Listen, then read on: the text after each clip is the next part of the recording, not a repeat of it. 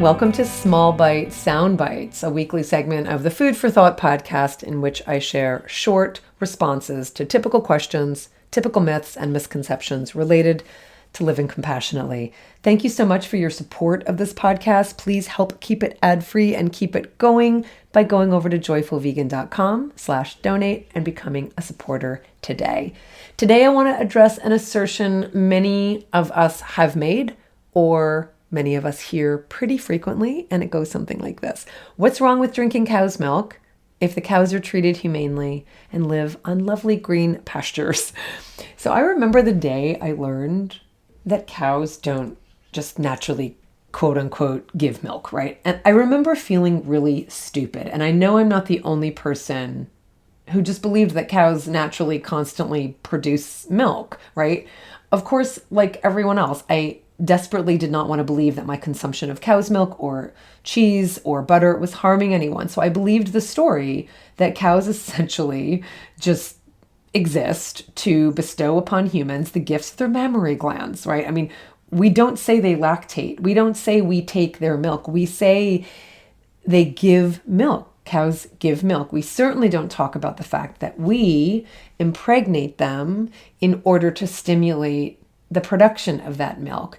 Now, we have many, many centuries ago taken cows out of the wild, thousands of years ago, and we have taken the freedom out of their lives. And what we have replaced that freedom with is a manipulation of their bodies from ovaries to udder. That is to say, cows are not finding themselves wooed by the local bull who want to pass on his genes. We've taken that pleasure away from both the cow and the bull, and we do the dirty deed ourselves. In order to keep cows lactating, to keep their milk production high, and to keep the cows worth keeping alive temporarily, they must be impregnated again and again. And do not believe anyone who says cows can naturally produce milk, i.e. lactate, without having been pregnant. That is like saying a female human can lactate without being pregnant. Now, there are very, very, very rare instances where lactation can be stimulated without pregnancy, but it is rare, and it is usually through some kind of manipulation or some kind of medication. The natural order of things is that in order to lactate, you have to be pregnant if you are a mammal. The gestation period of a cow is about 9 months. It's not very different than a human gestation period. And at the end of that time, when she gives birth, all she wants is to protect and nurture and nourish her offspring, just like a human, just like any mammal.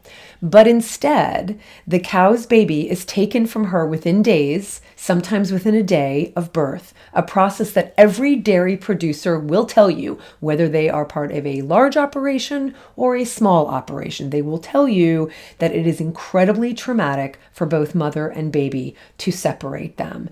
But before she knows it, she's separated from her calf and she's impregnated again. Now, when I first learned about this, what was most striking for me was the fact that the offspring of a dairy cow is just incidental, that he or she only exists because a cow has to be made pregnant in order to lactate. You cannot get around this. The offspring is just the undesired consequence of a forced pregnancy. Now, if the offspring of a dairy cow is a female, she becomes part of the same cycle of impregnation, birth, and loss. If the offspring is a male, he is sold to become breeding stock, he's sold to become veal, or he is sold to become rendered body parts. Every year, almost 1 million male calves born to dairy cows in the United States are sold within days or weeks of their birth. Now, imagining hundreds of thousands of newly born animals being separated from their mothers and discarded as so much waste was at once and remains incredibly offensive to me. It was an image that moved me when I first became vegan, and it's an image that continues to move me 25 years later. Now, as for the cow herself, her life is only as valuable as the amount of milk she's able to produce. When she's no longer profitable, she is killed. So just like with hens who are used in the egg industry, when the cost of keeping her alive exceeds the cost of getting anything back from her life, she's killed. She's no longer profitable. That doesn't mean she falls over and dies. It means that her production is slow, and it's slower than the amount of money that can be made from her, by her. And so she's killed. Her natural life expectancy would be 15 or 20 years, but most dairy cows are sent to slaughter at about 4 or 5 years young. There is no green pastured retirement spa for used up cows. There is no such thing as a slaughter-free animal agriculture system. It is simply not economically viable to feed and shelter and treat and house animals for the rest of their lives and generate no profit in return. That is a poor business model indeed. Dairy farms are not sanctuaries. So whether she is used on a small farm or an organic farm or a farm that's called a humane farm or a family-owned farm or an artisanal farm or whatever you call it farm, when her production wanes, she is killed. Whether the milk is labeled organic or grass-fed or heritage bred or whole or pasteurized or unpasteurized or homogenized or raw, lactose-free, low-fat, 2%, 1% skim, fat-free, hormone-free, or natural, her offspring are taken from her and she is sent to slaughter. And death does not come easy for those who want to live, and everyone fights to live. I don't have to paint a picture for you of what it is like at that moment, but it's enough for all of us to look away from what we know to be a difficult and violent end.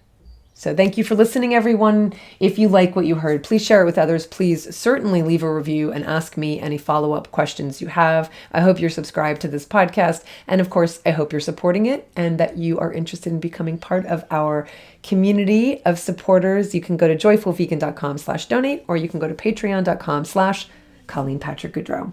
Thanks so much. Until next time, for the animals, this is Colleen Patrick-Goudreau. Thanks for listening.